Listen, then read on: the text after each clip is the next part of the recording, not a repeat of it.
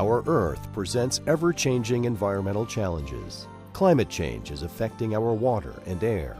We are losing plant and animal species to extinction at an increasing rate, and we are depleting a finite supply of fossil fuel. Colleges and universities are playing a vital role in finding solutions to the world's environmental problems. Colleges and universities have several things that they can do in the fight for survival. The first is to generate a new generation of students that will be the future stewards of our resources. The second thing is that we need to adjust our research agenda so that our research agenda is focused on the critical needs in this area. And then lastly, that we as a community demonstrate what society can do as a whole to protect our resources and our planet. Through years of research and observation, scientists have developed a deeper understanding of the need for sustainability, which means meeting the world's current needs without compromising the ability of future generations to meet their own needs.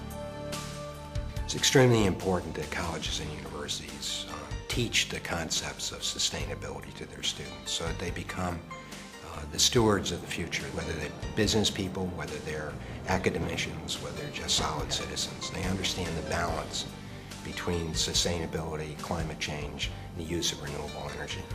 We as a campus weave that into our academic curriculum, but also we weave it into how we as a campus practice.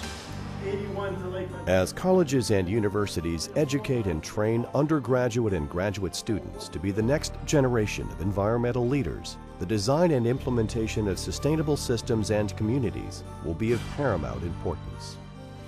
The goals of environmental education, particularly on this campus, are first to produce environmental professionals that will be the professionals who will manage environmental systems in the future. Secondly, to produce generally well-educated young people who understand the basic principles of environmental management. And then thirdly, professionals that can weave the concepts of environmental management into their professional career.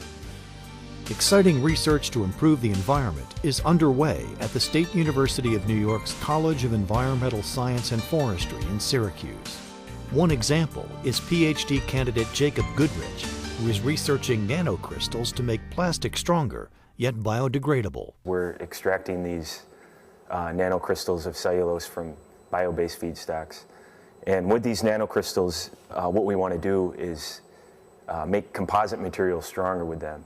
And one of the key problems is dispersing the nanoparticles in a plastic material. Another example is student Amy Decken, whose team is using GPS technology to track deer migration to combat the spread of chronic wasting disease. We were out at Verona Beach State Park in Oneida County, New York. What we're trying to do is use the information that we're getting from these collars to sort of interpret how deer see the landscape and how they navigate it, how their movement behavior more or less dictates where a disease might spread, a contagious disease, between populations of individuals. The entire college is focused on the environment, and sustainability is a major theme. The mission of SUNY ESF, I think, is well described by our vision. And our vision is a better world through environmental discovery. And I think sort of secondary to that is a theme that we have, which is I bleed green. And I think that really reflects the passion of both our faculty, our staff, and our students. Work is ongoing at SUNY ESF to develop the renewable energy technologies necessary to build a sustainable future. What we do in the biorefinery process is we extract wood chips, normal conventional, these are sugar maple wood chips, with water, getting a solution of sugars, some other materials that we concentrate, turn it into something like molasses, put it in the fermenter behind me, and make ethanol. The wood chips after extraction are a little darker, but they're still excellent for pulp and paper or for making electricity by burning them. We have a major program to make our campus be a green campus. Our overall objective is for us to become carbon neutral by the year 2015. We're already 20% of the way there through the application of photovoltaics in 2 separate projects. We also have a major fuel cell project online, so we feel very good about our progress.